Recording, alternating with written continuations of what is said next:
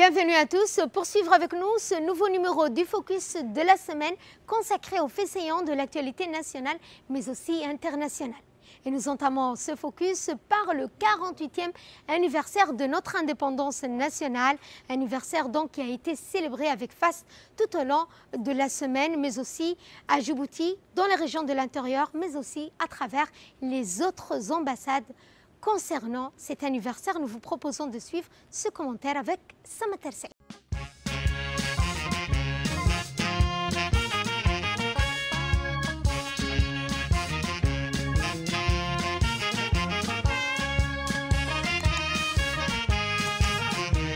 À l'occasion du 48e anniversaire de l'indépendance nationale, le président de la République et chef suprême des armées, M. Ismaïl Omar Guelleh, a pris part ce matin au traditionnel défilé militaire qui s'est tenu sur le site de la commune de Balbala.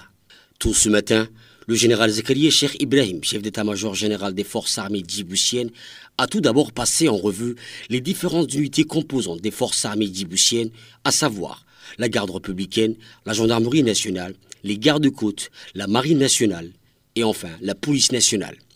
L'événement hautement symbolique met chaque année à l'honneur les sacrifices consentis pour l'indépendance ainsi que les acquis en matière de sécurité et de souveraineté nationale. Cette parade militaire symbolise l'unité nationale et rend hommage à ceux qui, au fil des décennies, des hommes et femmes en uniforme, qui veillent à la paix, la sécurité et la souveraineté du pays. Elle illustre également les efforts acharnés et contenus du président de la République, M. Ismaïl Omar Guelleh, pour la promotion de la paix et du développement de notre pays.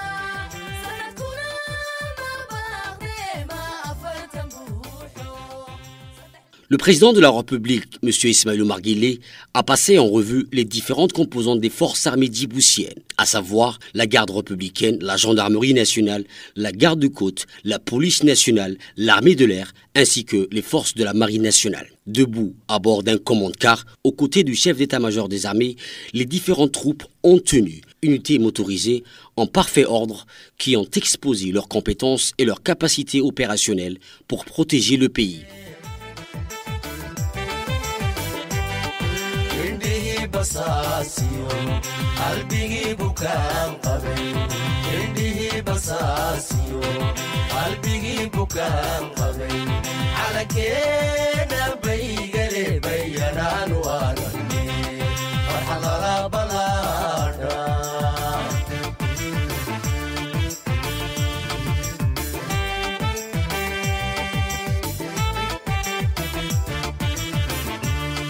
calankeena baygale bayanaanu aragne farxadala balaadha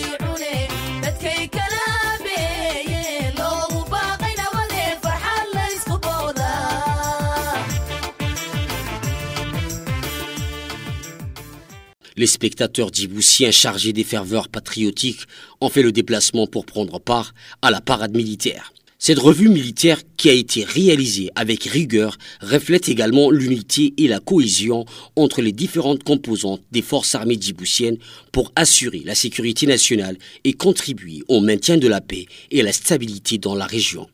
Cette parade militaire a mobilisé 4247 hommes et femmes issus des différentes unités des forces armées djiboutiennes, de la garde républicaine, de la gendarmerie nationale, des gardes-côtes djiboutiennes, de la marine nationale, de la police nationale et des sapeurs-pompiers, ainsi que plus de 416 véhicules, une centaine de motos et d'autres engins de différents composants qui ont défilé devant les officiels dans un balai millimétré. Ce défilé militaire du 27 juin est le rendez-vous incontournable des Djiboutiens avec leur armée. Cet événement honore les femmes et les hommes qui se sont engagés au service de leur pays. Chaque année, c'est l'occasion de faire découvrir au plus grand nombre les matériels roulants et volants des armées ainsi que les unités mobilisées de nos forces armées djiboutiennes. Après le passage de la revue des troupes, le président de la République, M. Ismaïl Omar Guelleh, a rejoint les invités de marque et les hôtes à la tribune officielle pour le début du défilé militaire. Autre actualité, cette séance plénière de l'Assemblée nationale. En effet, le 3 juillet, l'Assemblée nationale, conformément à l'article 52 de la Constitution, a tenu sa séance plénière. Les détails dans cette séquence.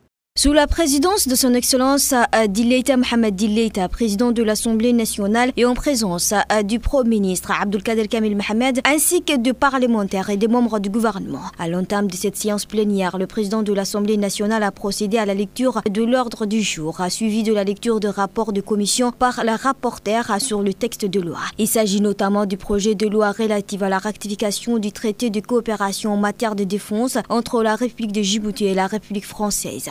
Texte majeur de cette session qui consacre le renforcement du partenariat stratégique et sécuritaire entre la République de Djibouti et la République française. Ce traité consacre l'aboutissement des négociations menées avec une hauteur de vie et une détermination constante par son Excellence M. Ismaïl Omar Guelleh, président de la République, soucieux de préserver les intérêts fondamentaux de la nation et de promouvoir la vocation de Djibouti en tant que carrefour diplomatique et sécuritaire de la Corne de l'Afrique. Par la rectification de cet instrument bilatéral d'importance majeure, la République de Djibouti réaffirme son attachement à une coopération stratégique fondée sur la confiance mutuelle, la solidarité et le respect de la souveraineté. Par ailleurs, dans le cadre de l'exercice ordinaire de leur prérogative constitutionnelle de contrôle et d'évaluation de l'action gouvernementale, les parlementaires ont interrogé l'exécutif sur plusieurs projets de loi inscrits à l'ordre du jour de la séance plénière. Ces textes législatifs examinés portent sur des domaines stratégiques engageant directement l'avenir du pays, tels que la modernisation et la sécurisation du cadre numérique, le renforcement des politiques nationales de santé publique à travers des dispositifs de prévention et de vaccination, la promotion et la protection effective des droits humains, ainsi que la conservation et l'utilisation durable des ressources marines situées au-delà de la juridiction nationale. Les parlementaires ont également interrogé l'exécutif sur des questions essentielles liées à la gestion comptable et à la situation financière de l'École nationale des études judiciaires pour l'exercice 2023 et du Laboratoire national d'analyse alimentaire à l'ANA pour l'exercice 2020, 2021, 2022 et 2023. À travers ces débats, les députés ont exprimé leurs préoccupations et formulé des observations visant à assurer la pertinence, l'efficacité et la soutenabilité de réformes engagées. Face aux interrogations formulées par les parlementaires, les membres du gouvernement ont apporté des réponses précises et constructives sur les projets de loi précités et par les institutions concernées pour assurer la bonne exécution de leur mission. Le Premier ministre a, dans son intervention, rappelé le rôle essentiel joué par le Laboratoire national d'analyse alimentaire, en rappelant qu'il constitue un véritable bras technique de l'agence ISO chargé d'assurer le contrôle rigoureux des analyses et de veiller au respect de normes établies. Ce faisant, la représentation nationale a pleinement joué son rôle de garant de l'intérêt général et de la bonne gouvernance, veillant à ce que les orientations législatives soient en adéquation avec les priorités nationales et les engagements internationaux de la République de Djibouti au service du développement et du bien-être de ses citoyens. À l'issue des votes favorables des parlementaires et de l'adoption du texte de loi inscrit à l'ordre du jour, le président de l'Assemblée nationale a tenu à exhorter ses collègues et les élus du peuple à continuer à poursuivre des efforts pour se rapprocher davantage de leurs concitoyens, à prêter une oreille attentive à leurs aspirations et à s'acquitter efficacement de leurs devoirs. À la lumière de cette orientation, le président de l'Assemblée nationale a déclaré close à la séance publique et la première session ordinaire de l'année 2025. Autre actualité, la clôture de la première session de l'atelier de consultation des acteurs locaux régionaux de la ville de Djibouti. La suite avec Samater Saïd. Sous la houlette du ministre de l'Intérieur, la première session de l'atelier des consultations des acteurs locaux régionaux à Djibouti-Ville a été clôturée. Cet événement, riche en échanges et concertations, a permis de recueillir les contributions de divers acteurs en vue de l'élaboration de la stratégie nationale de cohésion sociale. Durant ces 2 journées, les participants ont partagé leurs idées et expériences avec pour objectif de renforcer l'unité et la solidarité à l'échelle nationale. Le ministère de l'Intérieur a initié cette stratégie nationale pour la cohésion sociale visant à prévenir le conflit, réduire les inégalités, lutter contre les extrémismes, renforcer la participation citoyenne et promouvoir la solidarité. La future stratégie nationale aura pour objectif de mettre en place des mécanismes durables de dialogue, de solidarité et d'équité en tenant compte des spécificités sociales, économiques et culturelles de différentes communautés du pays. Les travaux des consultations se poursuivront dans les semaines à venir dans les régions de l'intérieur de Djibouti avec l'appui de partenaires techniques et financiers engagés aux côtés du gouvernement, notamment le PNID et le CTID. En sport, cette fois avec le lancement d'été dans la région d'Ali Sabi. Sous l'égide du secrétariat d'État chargé des sports, la sous-direction de région d'Ali Sabi a donné le coup d'envoi officiel du tournoi d'été 2025 sur le terrain omnisport de Harry. Cette initiative a rassemblé plusieurs disciplines sportives, notamment l'athlétisme mixte et sur la distance des 400 mètres, 800 mètres et 1500 mètres, ainsi que le football. Le tournoi d'été a pour objectif principal d'offrir un cadre d'épanouissement et d'engagement aux jeunes durant les vacances scolaires, mais aussi de détecter de nouveaux talents sportifs et surtout de développer la pratique sportive à l'échelle régionale. La cérémonie d'ouverture s'est déroulée en présence d'une délégation officielle du secrétariat d'État conduite par Omar Hassan Abdullahi, directeur de région, et Ahmed Moussa, sous-directeur de région à Ali Sabi. Les festivités de la fête nationale de Somalie qui donc s'est tenue le 26 juin Je vous laisse donc avec ce commentaire. Les festivités ont débuté à Mogadiscio, marquant le 65e anniversaire de l'indépendance de la République fédérale du Somalie. Le président somalien Hassan Sheikh Mohamud a pris part hier soir à la cérémonie de lancement en compagnie de nombreux citoyens. Au cours de l'événement, l'hymne national de Somalie a été interprété et les sacrifices du peuple somalien pour la liberté et la souveraineté ont été honorés avec émotion. Toujours dans le cadre des commémorations, le président a déposé ce matin une gerbe de fleurs au pied du monument à Dagahatour en hommage aux martyrs tombés pour l'indépendance du pays. Il a ensuite passé en revue plusieurs unités de forces armées qui lui ont rendu les honneurs en présence des responsables civils et militaires de haut rang. Il convient de mentionner que les célébrations se poursuivront jusqu'au 1er juillet prochain dans une ambiance de fierté. Et pour clore ce focus, le président américain Donald Trump appelle à conclure un accord pour mettre fin à cette guerre génocidaire à Gaza. Les détails dans cette séquence. Le président américain Donald Trump a appelé dimanche à conclure un accord pour mettre fin à la guerre dévastatrice menée par Israël contre la bande de Gaza depuis le 7 octobre.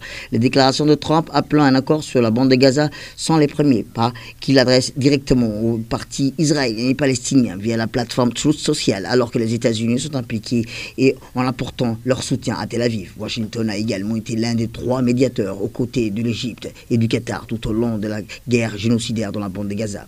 Washington, avec le Caire et Doha, a réussi à négocier un accord garantissant une fin progressive de la guerre dès janvier 2025. Cependant, le Premier ministre israélien Benjamin Netanyahu est revenu sur cet accord début mars, cédant aux extrémistes de sa coalition au pouvoir, selon les médias hébreux. Sur ce, notre focus touche à sa fin. Merci à vous de nous avoir suivis. Excellent week-end à toutes et à tous.